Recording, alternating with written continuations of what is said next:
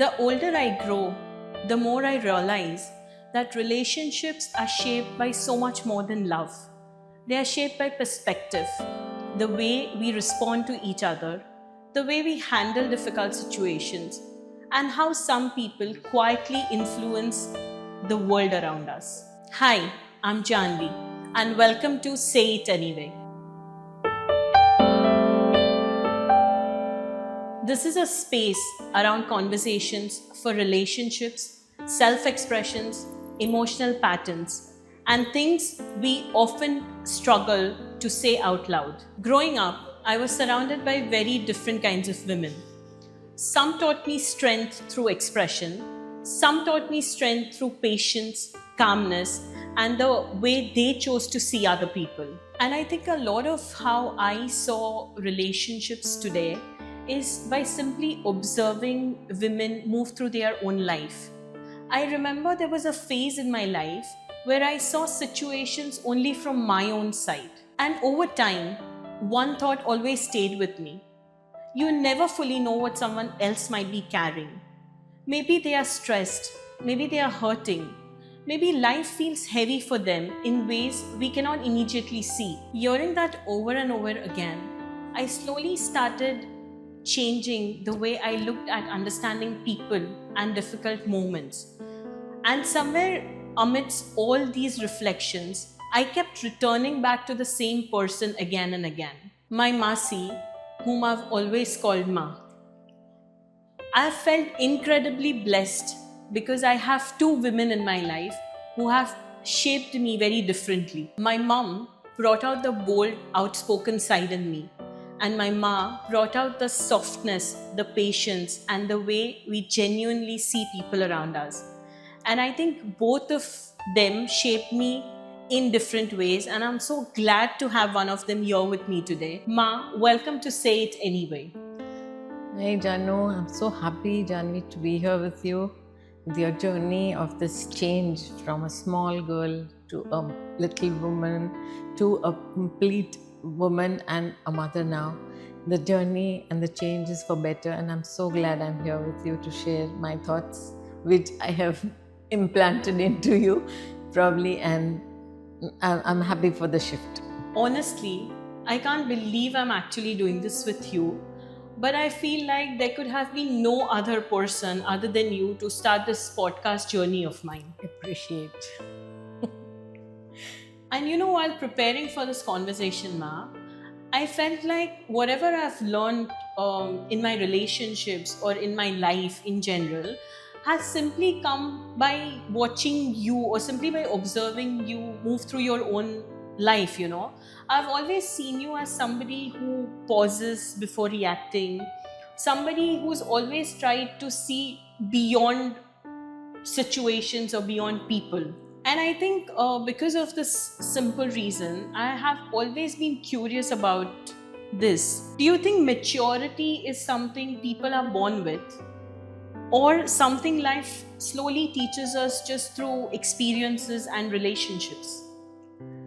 See, if you go by the definition, dictionary definition, it says that you take care of situations and respond in a manner which is healthy and in a constructive fashion. That is the defined dictionary meaning. But maturity, I think, comes with experiences, situations in life that you handle with people around you, given circumstances, the environment that you grow up, your thought process. These are all things which are interwoven and interconnected, and it slowly builds a personality, a maturity in a person of their giving ideas or their growing up process and their reactions to people and relationships. This is what I think.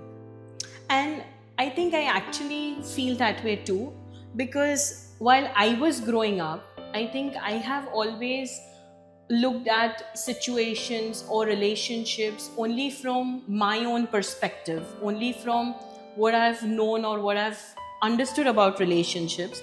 And I remember you would often pause and you would often try to understand the other person's problem or their perspective first, rather than just going out and reacting to the situation. So, even in very small situations, actually, I remember there was this time when, we used to go out, and in the traffic, I used to get irritated or frustrated, and I would just outright say something to somebody.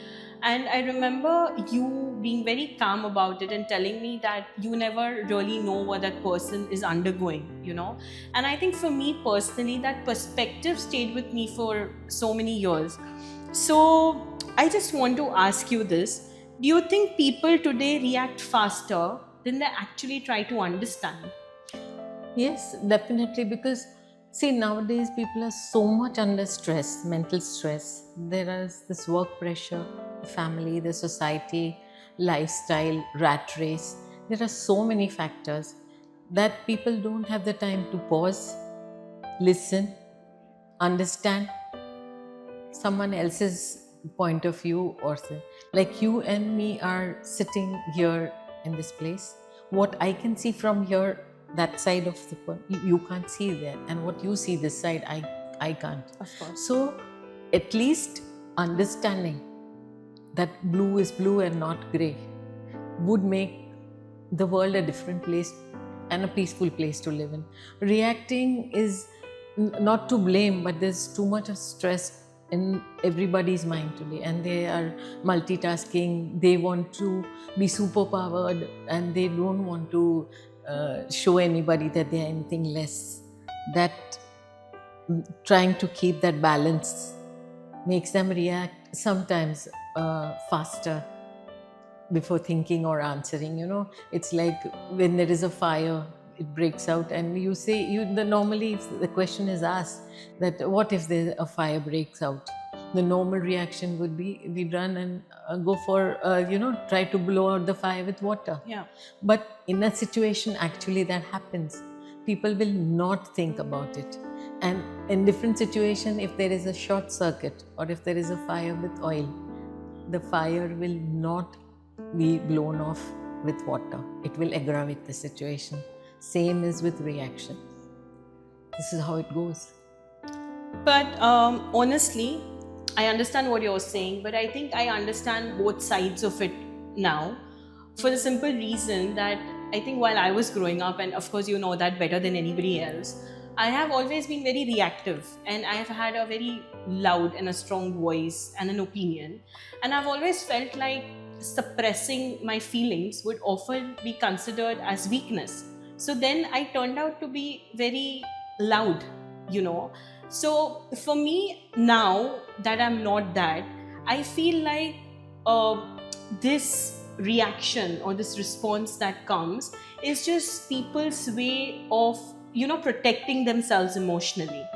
Do you think, do you relate to this? It's a kind of a defense situation people build around themselves, and they think it is right. But sometimes it always doesn't work in different situations, because people are different. Everybody has an individuality. Everybody is different, and everybody will react different to different things.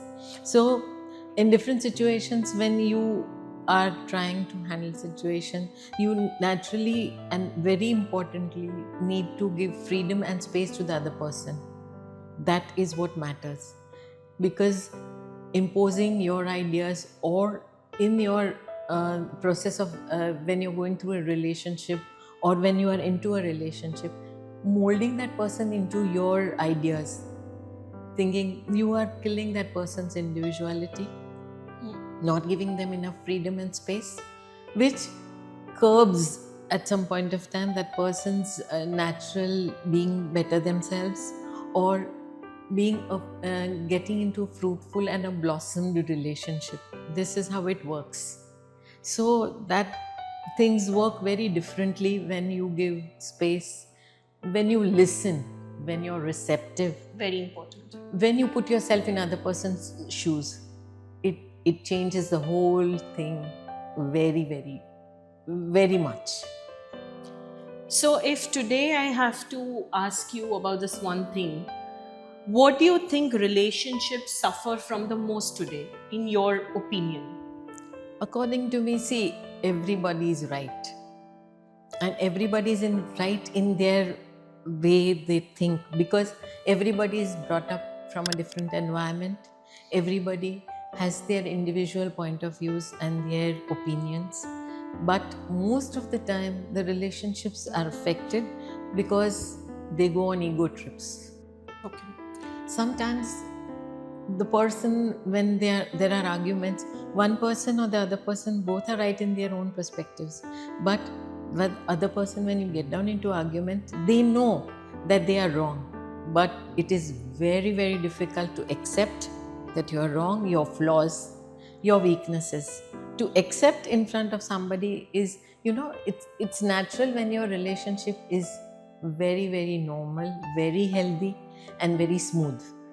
Then you don't go on ego trips, because after the ego trips there are showdowns, cold wars, distant relationships, and basically it then affects your health, your family environment, your work, your mental stress, your physical, and your reactions and behavior in the society and in the house, everywhere. So it reflects to a very large extent. It definitely has to be molded into a calm and a confident situation where your stand is clear, but you don't handle it rashly or brush anybody aside and saying, no, this is not right.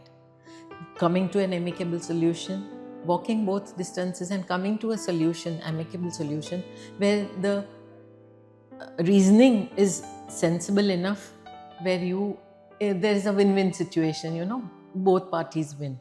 That's where it goes very nicely, always. And I think, Ma, that's what you've taught us as well. Like, to set a boundary, but to also have a relationship that feels calm, and to not bring ego into the relationships. And I think personally for me, that's really helped me in all of my relationships so far. Do you think women are still taught to silently adjust emotionally, even after all that we discussed? Yes, today's women, though, are very bold, they are outgoing, but the reflection of the society, what their parents have taught, the environment that we grow up into, always asks a woman to adjust. Adjust because they have been brought up that way, because there is so many pressure, like family pressures. Another thing is when she's not a woman, just a woman, or not just a partner, she's a mother. That is a big shouldered responsibility. She doesn't want her children to face any traumatic experiences, any showdowns, or anything that they undergo which will leave a very, very bad or a very strong imprint in their minds, which will reflect their future lives when they go into society, when they interact, their interactions with their colleagues, their friends, their family, and the society at large. This all is a mother's responsibility, always. So a woman adjusts because she wants peace at home, one thing. She doesn't want showdowns in front of her children. She tries to adjust. But I think one more thing is important, that you adjust, but you make and draw your lines very clear. So this is where it will take you to another phase or another level of your life. But I feel like a lot of women, in spite of understanding everything that you just said, I think a lot of women still struggle with creating their own boundaries, with saying what is right and what is wrong. They're still very accepting of everything that's happening in their relationships. So I feel like silence sometimes looks like peace from outside, but women still carry a lot emotionally Definitely. inside them. And that brings me to my next question. Do you think there's a difference between being calm and suppressing yourself? Oh, there's a big difference, all capital letters. Being calm is you handle a situation very, very confidently. You weigh all the pros and cons that are there. You know the rights and wrong. but there is, see, whenever you put your points or you are on a line on the discussion, you put your things very, very strongly. There is this thin line which you draw hard, which nobody crosses. You are very clear with your stand, where you need to be calm and convey what is right, what you want, your likes, your dislikes. Something that is a big no is what calmness to me is. And suppressing is, you just don't vent out everything that your emotions or what you feel, or expression is curbed to a certain extent. Then it affects your relationships, your mental health. And when your mental health is affected, your physical health, your family center, you are the center of the family as a woman, because a lot is dependent on how you react, how you build your children's future, how you bring them up. So there's so much that to do with that suppression. So no suppression. Calmness is very important. Suppressing your emotions, your ideas, your thoughts, your feelings is nothing that is going to build a healthy relationship, or nothing that is going to take you any places or carry a relationship smoothly for a long time. It has to be healthy from the beginning till the end, because you need to accept a person totally with their weaknesses, their flaws, and their strengths. So that is what you need to work on together. And I think this is such an important difference, because from the outside, both can sometimes look very similar. But one comes from understanding, and the other comes from feeling emotionally very unsafe. And that brings me again to my next question, and I'm really, looking forward to an answer for this. Do you think women from older generations or from your time felt comfortable openly expressing what they truly felt? No, I think today's women are more comfortable. If you see my generation, previous to me, my mom's generation, they were not very comfortable, or their opinion didn't matter. Ours was still better. Today's women, your generation and the next to come, they are much more, they are bold. Reasons are, they are financially independent. They have been built as very strong personalities. They have a very clear idea. The clarity of mind, thoughts about their career, their life, how they want to frame their future is all there. So they are better, any day better than the older generations, because times have changed a lot. But I feel like looking at my from my point of view, I feel like the situations are different now. Your generation and my generation are definitely very different, but I feel like even today, Yes. a lot of women hesitate a lot to say their thoughts out loud, or to talk about anything that they want to do or what they feel. Even in my generation, I see that gap. What do you think women needed most back then but rarely received? See, women mostly till date, I think a lot of women still lack, and they don't receive, is appreciation, consideration for what all they do for the family, for their children, all their life, 24/7, without even uttering their discomfort, their dislikes, their physical and mental fatigue is something they will not mention. So they are taken for granted. This is what women look for. Small things, big and small, during the day. Carried, all the activities done, all opinions that are to be considered, talking, listening, how was the day, are all the small things women look for, and will make them really happy. And I think that's what women look for even today. Like being appreciated. For example, if somebody is coming and giving me a random compliment towards the end of the day, suddenly my mood and my day will change, and I'll be so much more happier.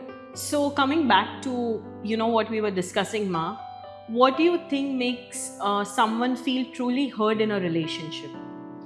Basically, everything that everyday daily chores, small things, like even buying a vegetable or a big car, your opinion matters. That is what will make a big difference. You are not brushed aside saying, okay, it's okay, you don't say, I'll decide. Or taking your opinion into consideration, taking into account your likes and dislikes, taking into account your desires, your wish fulfillment, or your dreams is something that will it will take you to a different level. It will help in the relationship. It goes so much hand in hand, love, compassion, empathy for each other. So not just being listened to, but truly understanding Is the person is the main. of utmost importance, I understand. Now, what do you think women today still struggle to give themselves permission for? I don't really like the word permission, yet I want to know your take on this. See, women always are nowadays. Today's modern women are out working. They have their own careers. They have their own lifestyle. So mainly their permissions, or normally whenever they are doing anything, they are fragmented to leaving their children behind, or some family responsibilities which they couldn't comply with. So that permission is whether I'm doing the right thing, whether I should give importance to my family or to my career. Actually, they both go in hand.